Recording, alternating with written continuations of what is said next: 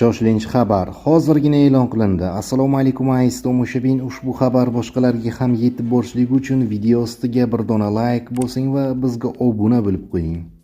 Uzbekistan Airways aviakompaniyasining Boeing 767-300 samolyoti texnik nosozlik tufayli Rossiyaning Krasnoyarsk shahridagi aeroportga favqulodda qo'nishni amalga oshirdi. Bu haqda Lenta nashri xabar berdi. Samolyot bortida 122 yo'lovchi va ekipaj a'zolari bo'lgan. Jarohat olganlar yo'q. Aeroport odatdagidek ishlamoqda, deyiladi xabarda. Ushbu vaziyat yuzasidan Uzbekistan Airways munosabat bildirdi. Texnik sabablarga ko'ra H-707 reysi Toshkent-Vladivostok Krasnoyarsk shahridagi zaxira aeroportga yo'naltirildi, deyiladi aviakompaniyaning rasmiy Telegram kanalida. H-707-708 reyslarining keyingi harakat jadvali va batafsil ma'lumotlar qo'shimcha ravishda e'lon qilinishi ta'kidlandi.